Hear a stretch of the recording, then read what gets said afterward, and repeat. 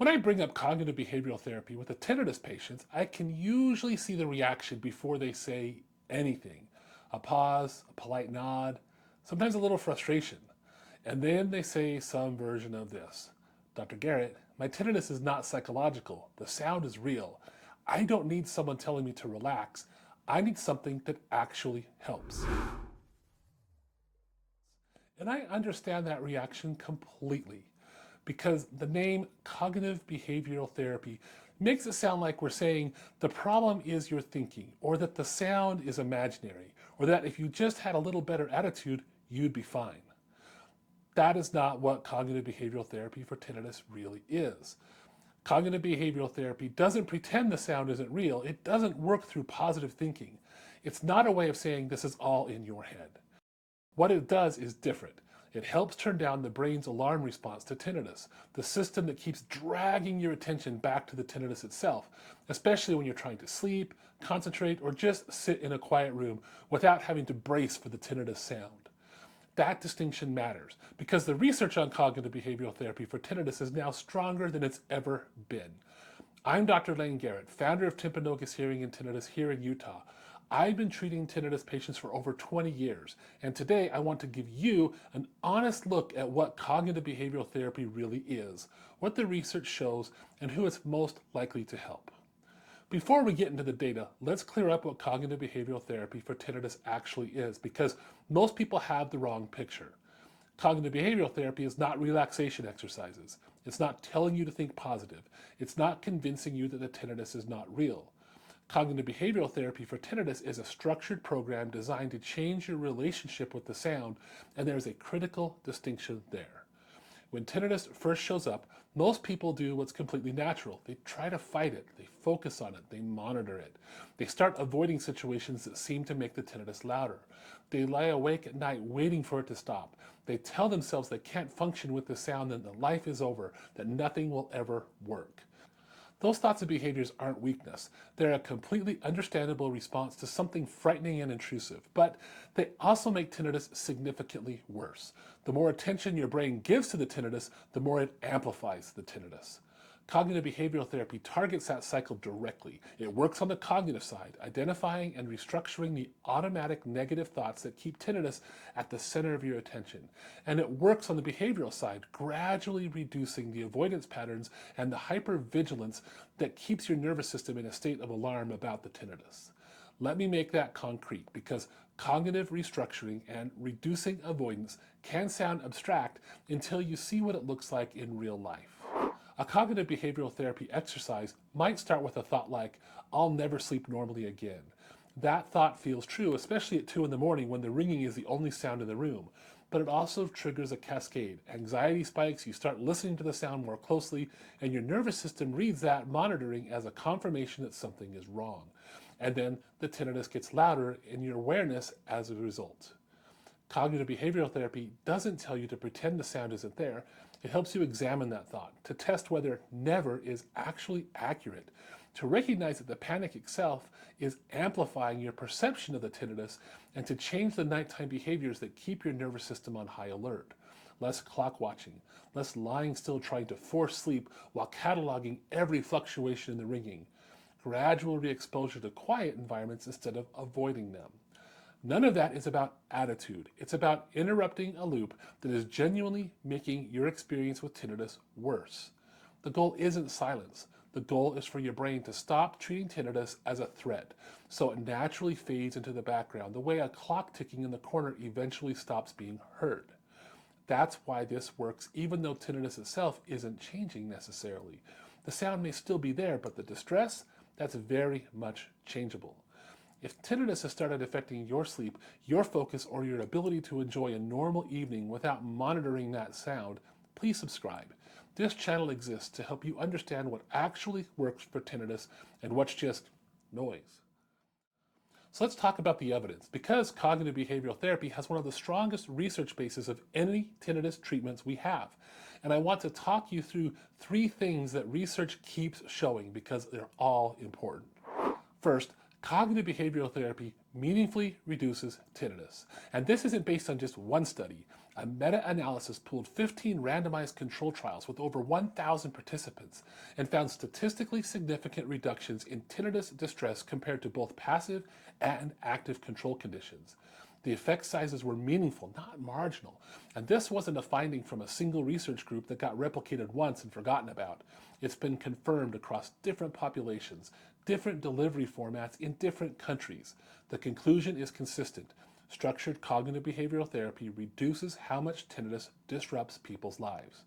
Second, it works even when delivered digitally with the right guidance, and that matters for access. A 2022 randomized control trial in the Journal of Medical Internet Research compared both audiologist-guided internet-based cognitive behavioral therapy against a monitoring control group in 158 participants. The cognitive behavioral therapy group showed significantly greater reductions in tinnitus distress, confirmed at a 2-month follow-up.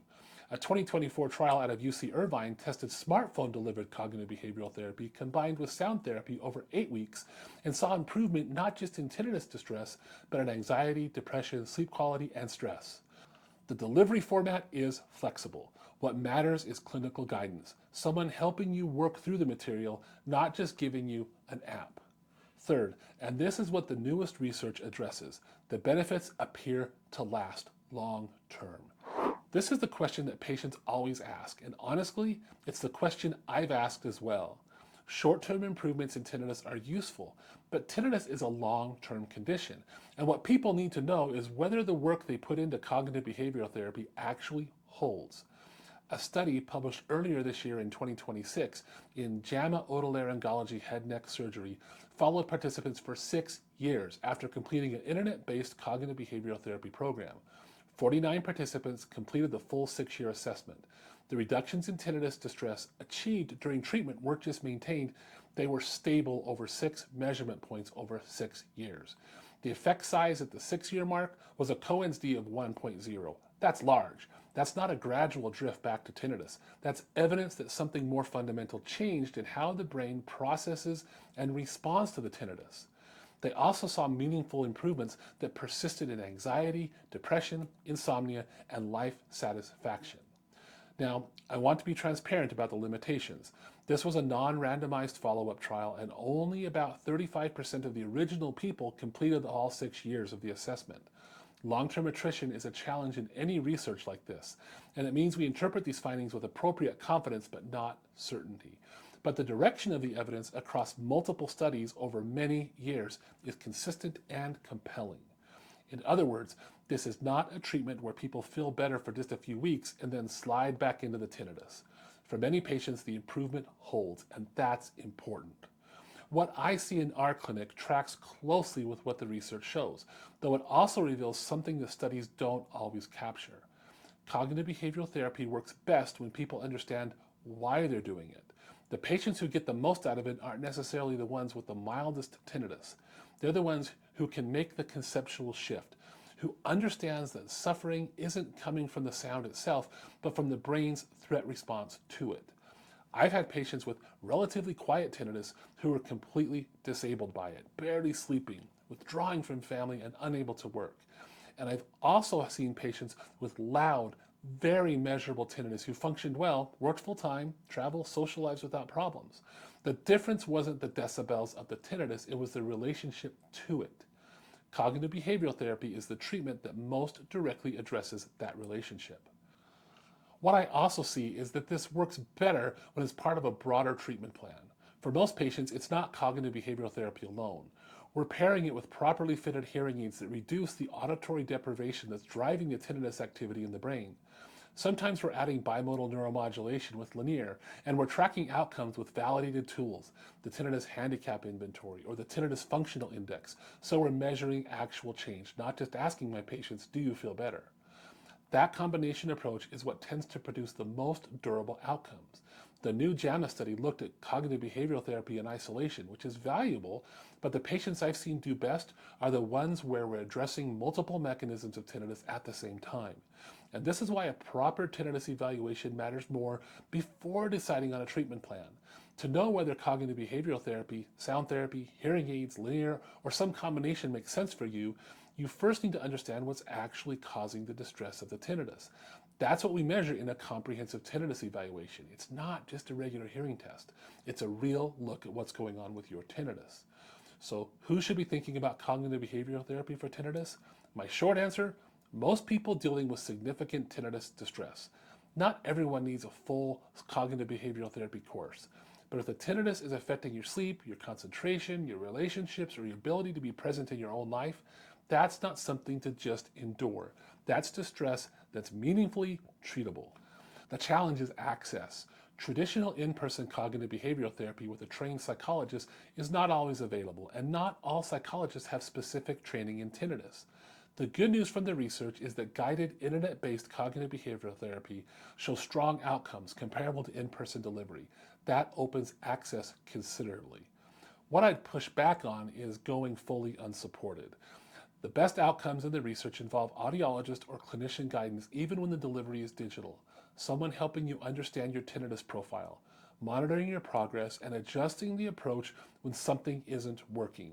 Self-guided apps can be a useful starting point, but they're not a substitute for clinical oversight. If you're looking for help, look for audiologists or tinnitus specialists with specific cognitive behavioral therapy training or strong referral relationships with psychologists.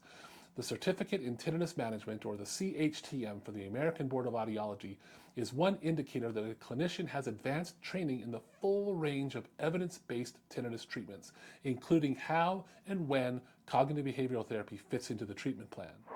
So does cognitive behavioral therapy help tinnitus? Well, yes, consistently, meaningfully, and now demonstrably over a 6-year period. Not because tinnitus is psychological, because the suffering caused by tinnitus is significantly driven by how the brain responds to the sound. And that response can be changed through structured, evidence-based work. The tinnitus probably won't disappear, but the degree to which it controls your attention, disrupts your sleep, and limits your life, that's changeable. That's what the research shows, and that's what we see every day in our clinic. If you've been trying to ignore tinnitus and it's affecting your sleep, your concentration, or your peace of mind, don't keep waiting it out. Start with education. I've linked our free Tinnitus Learning Center in the description below.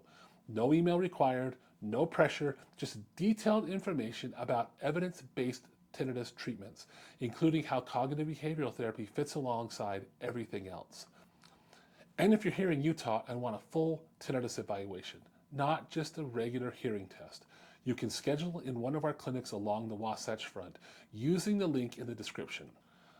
Now drop a comment and tell me this. When you hear cognitive behavioral therapy for tinnitus, does it make sense now, or does it still sound like some kind of therapy speak?